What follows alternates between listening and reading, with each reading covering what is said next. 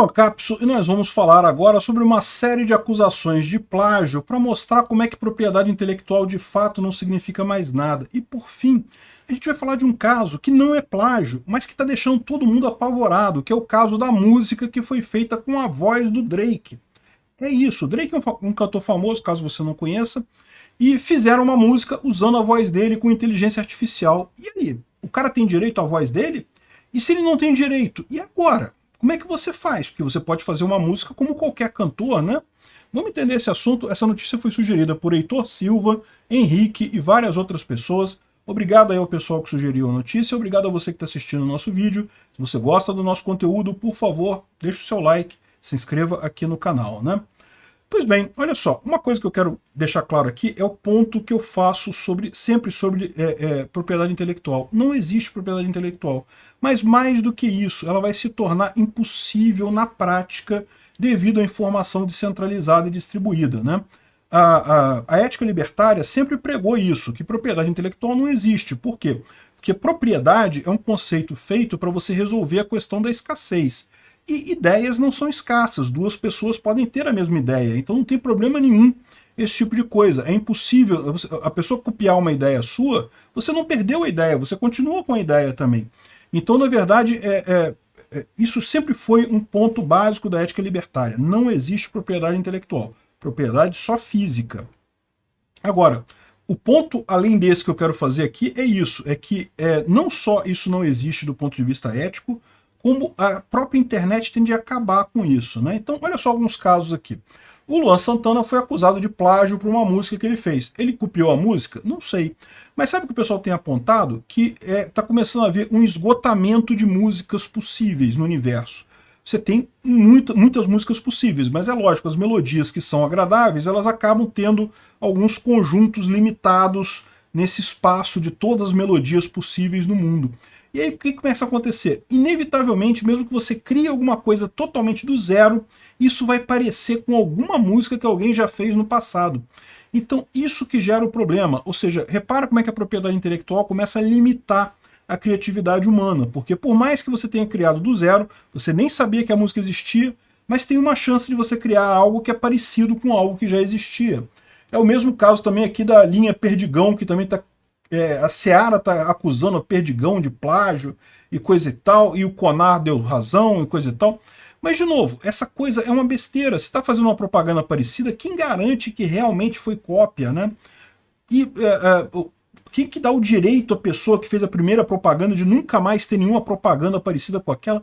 É uma insanidade esse negócio de propriedade intelectual. Não deveria existir isso. Aqui tem um outro caso desse, né? Os criadores da série 1899, que é uma série que está fazendo bastante sucesso na Netflix, é o mesmo pessoal que criou a série Dark, e agora eles estão sendo acusados pela quadrinista brasileira Mary Cagnin, que ela apontou várias semelhanças com uma graphic novel dela chamada Black Science, que ela escreveu há um tempo atrás. Então ela achou muito parecidas as duas séries e está acusando eles de plágio, né? E o caso está rolando aí, eles estão verificando o que está acontecendo.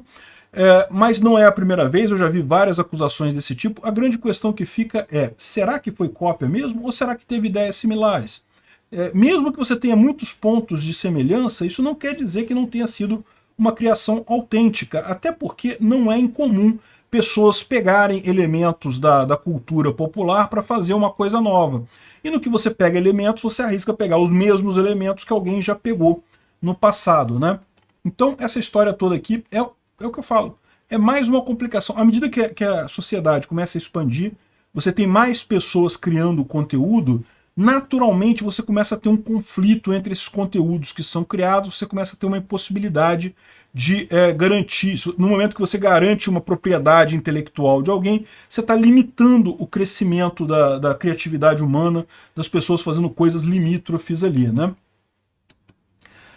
Além disso, você tem outros casos que soam injustos do ponto de vista material. Por exemplo, os Estados Unidos registraram a propriedade medicinal do jambu e agora os pesquisadores da Universidade Federal do Amazonas não podem mais registrar isso daí. Você pode achar isso injusto, né? Mas pelas leis de propriedade intelectual não é não, porque foram os americanos que foram lá e estudaram primeiro, então tá na mão deles. Eles que descobriram o processo de usar lá as propriedades medicinal do jambu, então por que não teriam eles a patente disso, né? Então, no final das contas, pode parecer injusto isso daqui, mas é justíssimo, é a propriedade intelectual. É por isso que eu falo, tá errado. Não deveria ter isso, né? Existem inúmeros casos de pessoas que desenvolveram coisas, trabalharam durante anos, e só para descobrir que um concorrente patenteou antes a ideia, talvez até roubou dela a ideia, patenteou antes, aí quando a pessoa vai patentear não pode mais. Suprema injustiça, isso acontece o tempo todo com propriedade intelectual. Por quê? Porque propriedade intelectual é inerentemente inválida, antiética, né? Agora, o problema maior de tudo é justamente o que está acontecendo com a inteligência artificial, né? Que a gente tá vendo aí que a inteligência artificial consegue criar vídeos, consegue criar imagens, consegue criar textos lindos, coisas maravilhosas e coisa e tal, mas olha os limites da coisa, né? Alguém, não se sabe quem aqui, criou uma música que já tem 300 mil reproduções aqui, 300 mil visualizações no YouTube e 250 mil reproduções no Spotify, uma música criada com inteligência artificial que usa as vozes de Drake e The Weeknd, né, que são dois cantores conhecidos lá nos Estados Unidos. Ou seja, não são esses caras cantando. Alguém pegou a voz deles, criou um Deep Voice, né, que é uma inteligência artificial que reproduz a voz deles, e fez uma música. A música chama Heart on My Sleeve, ou Coração na Manga, numa tradução livre aqui, como estou dizendo. Vocês podem procurar a música no YouTube. Eu, evidentemente, não posso tocar a música aqui, porque daria copyright strike. Olha a coisa curiosa, né? O Drake não pode reclamar de estarem usando a voz dele na música, porque, na verdade, ele não tem direito à voz dele, né? Ele tem direito às músicas que ele criou, mas não à voz dele. E não tem nenhuma lei que dê essa propriedade. Por quê? Porque isso era uma propriedade física até pouco tempo atrás. Agora não é mais. E também tem outros casos aqui, né? O nome quem fez a música se diz Ghostwriter. A música foi criada também por um software que está treinado com isso daí. Enfim, é o que eu falo para vocês. No final das contas, a internet e a informação descentralizada e a inteligência artificial também, por que não, vão acabar tornando impossível de qualquer forma, qualquer controle de propriedade intelectual.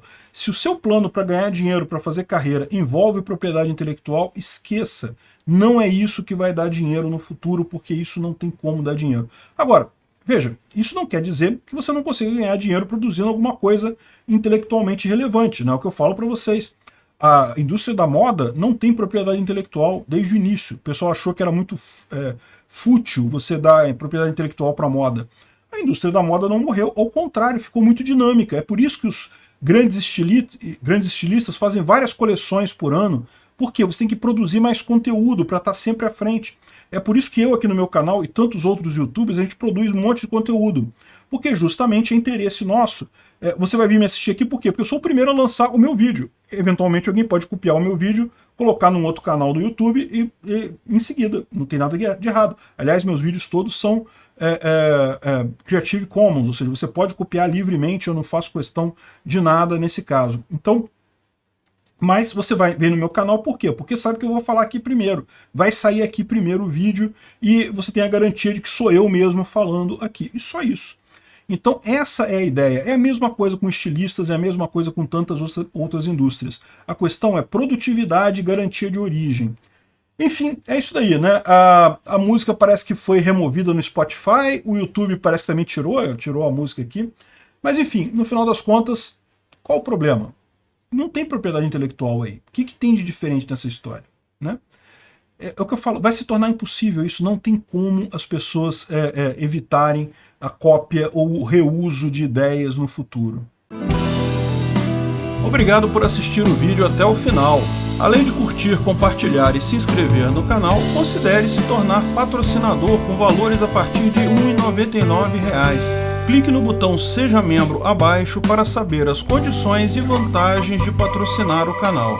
Mais informações sobre o nosso projeto, visite nossos sites indicados na tela.